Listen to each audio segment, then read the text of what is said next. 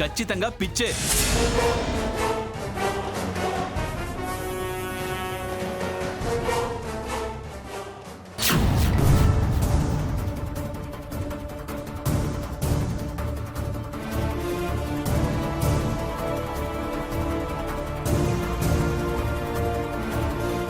స్వర్ణ,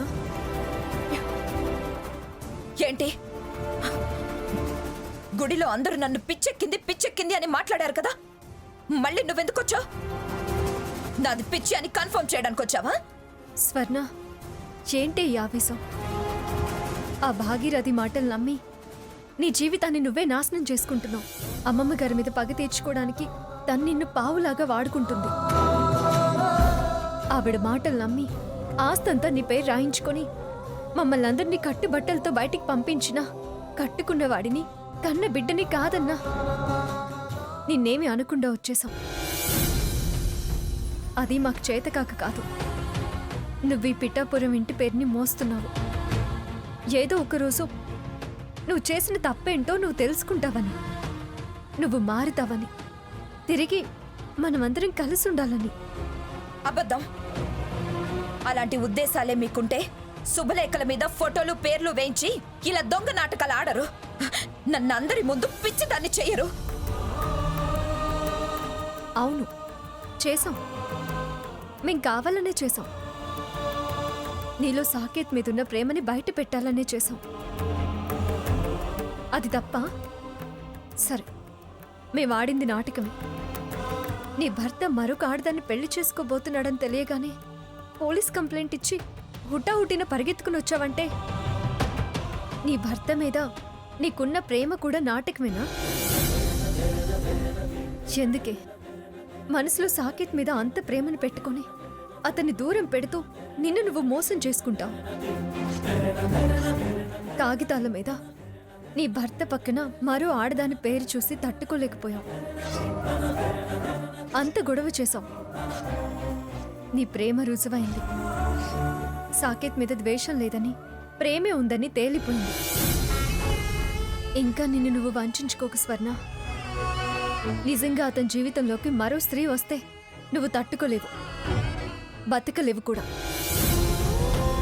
చూడు, ఇప్పటికైనా కళ్ళు తెరు. ఆ భాగీరథి సావాసాలు వదిలే. నీ బుద్ధిని మార్చుకో. కాస్త తలంచి నీ కాపురాన్ని నువ్వే సరిదిద్దుకు స్వర్ణ. కనీసం మహోన్నత భవిష్యత్తు గురించైనా ఆలోచించి నీ పద్ధతిని నువ్వు మార్చుకో స్వర్ణ. నీకు నేనున్నాను. ఇంకా నీ వాళ్ళందరూ నిన్ను ప్రేమిస్తూనే ఉన్నారు. నువ్వెన్ని తిక్క వేషాలు వేసినా సాకేత్ ఇంకా ఆగుతున్నాడు అంటే అది నీ మీద ప్రేమ ఉండబట్టే. ఆలోచించుకో.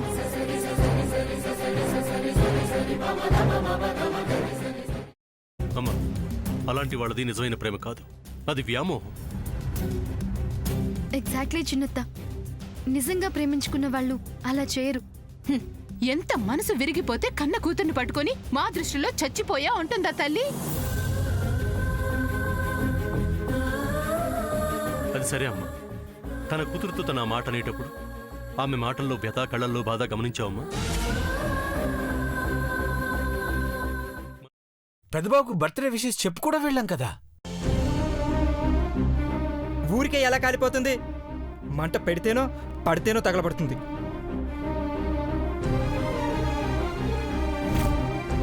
కరెక్ట్ చిన్నబాబు, నీకొచ్చినట్టే నాకు డౌట్ వచ్చింది. పార్వతే షర్టును తగలబెట్టిందనుకుంటా.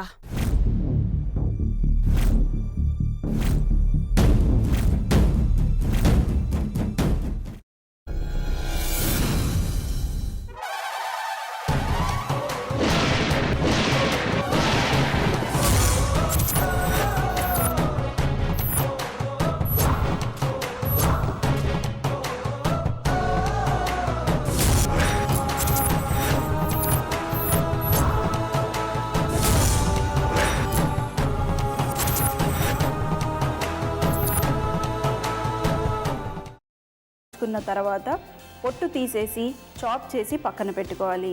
ఒక ప్యాన్లో కొద్దిగా నూనె వేడి చేసి అందులో ఆవాలు, మినప్పప్పు, శనగపప్పు, కరివేపాకు, సన్నగా తరిగి పెట్టుకున్న ఉల్లిపాయలు వేసుకుని 1 నిమిషం పాటు వేయించుకోవాలి. ఆ తర్వాత కాల్చి కట్ చేసి పెట్టుకున్న వంకాయని కూడా అందులో వేసుకుని బాగా మిక్స్ చేసి బౌల్లోకి ట్రాన్స్ఫర్ చేసుకుని అందులో తగినంత చిక్కటి పెరుగు లేదా పల్చటి పెరుగు వేసుకుని మిక్స్ చేసి అన్నంతో కానివ్వండి, చపాతీతో కానివ్వండి సర్వ్ చేసినా చాలా బాగుంటుంది.